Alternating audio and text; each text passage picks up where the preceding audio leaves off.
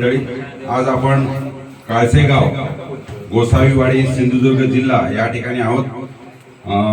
मूर्तिकार आणि संगीतकार म्हणून ज्यांना ओळखलं जातं ते विनोद गोसावी आपल्या सोबत आहेत. त्यांनी मूर्तिकलेमध्ये आणि त्यांचा संगीत कलेमध्ये घराण्याचा त्यांचा वारसा आहे. आणि या ठिकाणी कुलस्वामी सेवा मंडळ यांनी या ठिकाणी भजन सादर केलेलं आहे आणि त्या भजनाविषयी आपण त्यांचं मत जाणून घेणार आहोत. त्यांनी नुकतंच बालेश गोसावी याच्या घरी देखील भजन केलं आणि 10 थर लावल्यानंतर जसा आनंद होतो तसं या ठिकाणी त्यांना तो आनंद झाला आहे. या ठिकाणी पण त्यांनी उत्कृष्ट भजन सादर केलेलं आहे. आपण जास्त वेळ दवडता श्रीयुत विनोद गोसावी यांचं मत जाणून घेऊया. धन्यवाद अशोक. खरं म्हणजे आजचं हे भजन खूपच अप्रतिम असं झालं.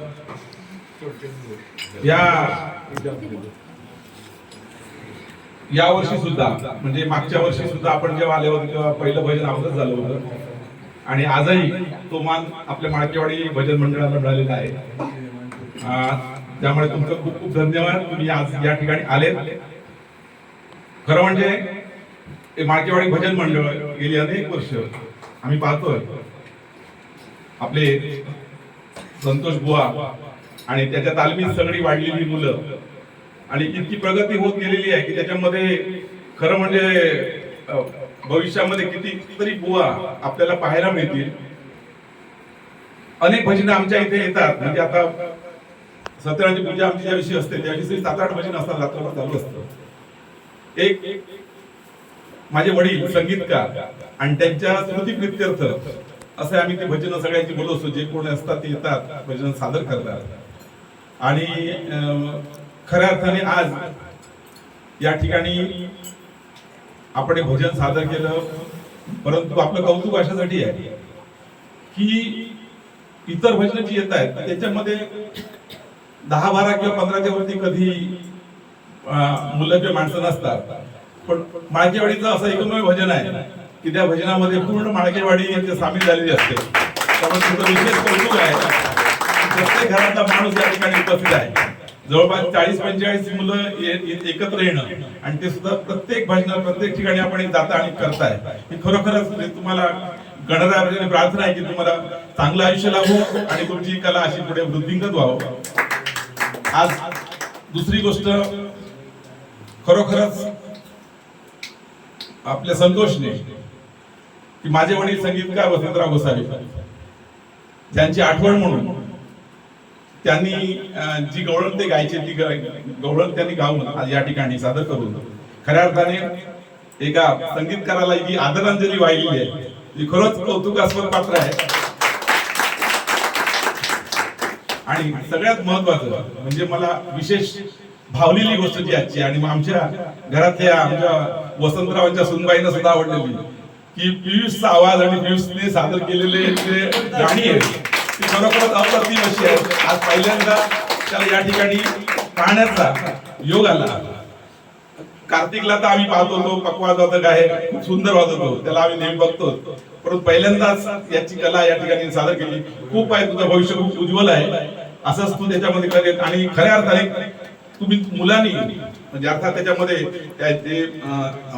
चुलते असतील म्हणजे दादा असेल किंवा वडील विलास असेल यांची मेहनत खूप आहे. म्हणजे मुलांनी या संगीताकडे वळावं आणि या संगीतात व्यवस्थितपणे त्याच्यामध्ये शास्त्रोक्त संगीत त्यांनी शिकावं आणि आपली कला सादर करायची. याच्यासाठी त्याचे खूप प्रयत्न चालू असतात, मला माहिती आहे, कल्पना आहे. आणि त्या अर्थाने अतिशय उत्कृष्ट असं शिक्षण घेऊन त्यांनी या ठिकाणी आपली कला सादर करत आहेत.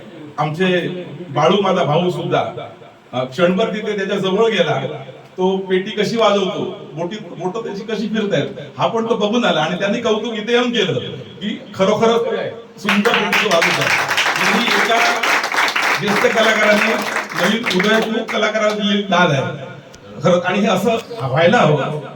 या दादाने मगाशी आम्ही चर्चा होत होती त्याच्यामध्ये ही गोष्ट त्या दादाने प्रकर्षाने सांगितली की फक्त आणा त्या एकटेच भजन या पूर्ण पंचक्रोशीमध्ये किंवा गावामध्ये करत होते, आमच्याकडे येत होते किंवा सर्व ठिकाणी जात होते तेव्हा फार कमी होते.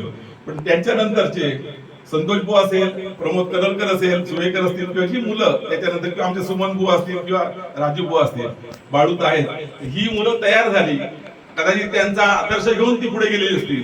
की त्यांनी जी काय कला सादर केली त्याची आठवण म्हणून असेल किंवा एक चला ठीक आहे त्यांच्याप्रमाणेच आपण ही पुढे कला आपला भजनाचा जो आहे तो सुरू ठेवायचा ह्या दृष्टीकोनात त्यांनी केली आणि पुढे त्यांनी खूप चांगल्या पद्धतीने आपली प्रगती केलेली आहे.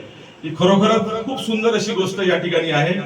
आपण हा गणेशोत्सवामध्ये ज्या पद्धतीने मंडळी सगळी तुम्ही एकत्र येतात, अर्थात प्रत्येक कार्यक्रमामध्ये माळकेवाडी महोत्सव असू देत किंवा कुठल्याही कार्यक्रमामध्ये आपण सगळी माळकेवाडी एकत्र येतात आणि एकत्र येऊन जो सगळ्यांची एकजूट दाखवून जो कार्यक्रम करतात, खरोखर फार दुर्मिळ गोष्ट आहे. म्हणजे ही गोष्ट सगळीकडे पाहायला मिळत नाही, पण आपल्यामध्ये पाहायला मिळते आणि उत्कृष्ट असा कार्यक्रम देतात तुम्ही आणि लोक पुन्हा पुन्हा आठवण काढतात, अरे माळकेवाडीचा कार्यक्रम अप्रतिम होता, पुढच्या वर्षी पुन्हा या कार्यक्रमात जायला पाहिजे. तसंच हे भजन सुद्धा आम्हाला परत परत ऐकावं असं वाटेल की जे तुम्ही कला सादर केली, खूप सुंदर आवाज, सुंदर तुमची साथ, सुंदर विशेषतः विलास नाही म्हणजे दुपीची माईक सिस्टीम अप्रतिम, म्हणजे त्याच्यामध्ये वादच नाही आणि पूर्ण टीमचं या ठिकाणी मी कौतुक करतो. या ठिकाणी हे दोन कलाकार जे आहेत त्यांनी जरा पुढे यायचं आहे. आणि हा सॉरी झांज सुद्धा सुंदर वाजवतो, आम्ही पाहिलेली आहे. परंतु हे पियुष आणि कार्तिक दोघांनी जरा पुढे यायचं आहे. कोण आहे ते कळलं पाहिजे. आपण टाकणार आहोत ना पियुष आणि कार्तिक. पियुष याचं वादक नसं आता पेटीवर काय अडचण आहे. पियुष माझा आयुष्य गेला. पियुष दोन्ही पियुष आणि कार्तिक ही जोडी जी आहे खरोखर ही जोडी सलामत रहे आणि यांचं लक्ष्मीकांत कार्यालयाचं नाव त्यांनी यापुढे त्यांचं व्हायला पाहिजे याच्यासाठी माझ्याकडून शुभेच्छा आहेत. आणि वसंतरावांच्या सुनबाईकडून तुम्हाला उत्तेजनार्थ असं पारितोषिक आहे दोघांनाही. शुभेच्छा, मोठे व्हा आणि कीर्तिवंत व्हा आणि आपल्या गावाचं, आपल्या माळकेवाडीचं, मुसळवाडीचं नाव उज्ज्वल करा अशी मी या ठिकाणी सदिच्छा व्यक्त करतो आणि पूर्ण आपल्या मंडळाला शुभेच्छा देतो. धन्यवाद.